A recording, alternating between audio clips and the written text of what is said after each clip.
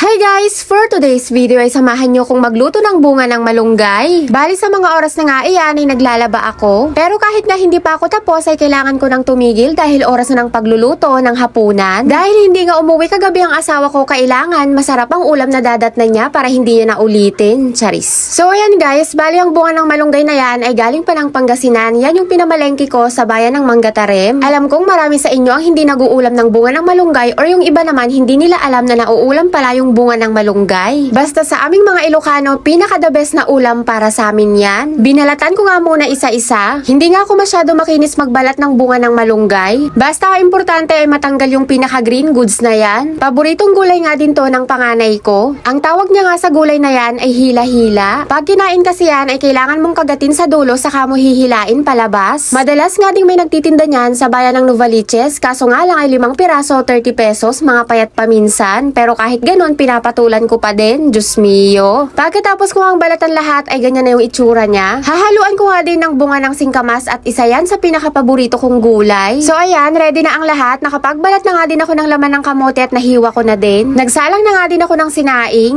Wala nga munang diretso pakulo gulay ang lulutuin ko dahil magigisa naman ako. Baka manawa kayo sa puro pakulong gulay ko. Diyos mio. Madali ang hiwa nga ng bawang, sibuyas at kamatis na. Bago ko nga gisahin yung gulay ay magpiprito muna ako ng daing na pingka. Sa inyo guys, anong tawag sa inyo yung daing na ganyan? Dahil masyado silang mahahaba ay hinati ko sila sa dalawa. Nang mainit na nga yung mantika, isa-isa ko na din silang nilagay. Saglit nga lang din dapat yan prituhin dahil pag na-overcook sobrang matigas. Pero pag sakto lang yung pagkakaprito, makakain mo yan lahat, walang matitira. Pagluto na nga ay ganyan na yung itsura. Hinango ko na nga din agad at naggisa na rin ako ng bawang, sibuyas at saka kamatis. Ginisa ko nga ang mabuti yung kamatis, hinintay ko hanggang sa madurog. Mas masarap kasi pag gisang-gisa yung kamatis at yung medyo durog-durog na siya. Una ko nga nilagay yung bunga ng malunggay. Hinalo-halo ko nga lang ng kaunti at sinunod ko namang nilagay yung laman ng kamote. Yan talaga ang the best partner ng bunga ng malunggay. Pwede ngang pakuluan lang or gisahin.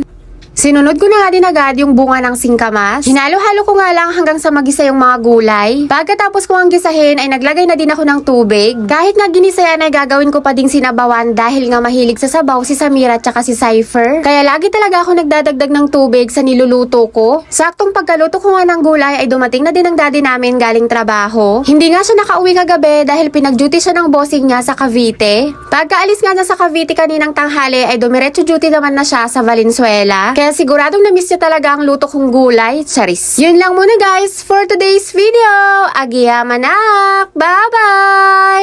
Ma-share ko na nga lang pala sa inyo guys na seller kami ng expanded and perforated, available in stainless and BI. Direct kami sa factory kaya sakto sa presyo at makakasigurado kayong good quality ang marireceive yung item. Pwedeng gamitin ito sa screen door, windows, dryer, speaker, kalkal, motor pipe or tambucho, filter, organizer, cage, commercial at marami pang iba. Available din po ang magpa-laser cutting ng stainless, BI at acrylic. Pwede din po mag-order ng plain sheet, metal at acrylic. Pwede din po kayo magpakat ng laser cutting, engraving at bending. Available in different sizes. Customized cut is available din guys. High quality materials for a quality finish. Kaka-open lang po pala ng shop namin sa Shopee. Kaya guys, Bekheneman, order na. Para po sa unang 5 makakapag-checkout sa shop namin sa Shopee ay makaka-receive po ng freebies. Kaya guys, link in my bio. Pwede din po kayong mag-direct PM sa akin para sa mas mabilis sa transaction. Ilalagay ko na lang po yung cellphone number ko sa comment section.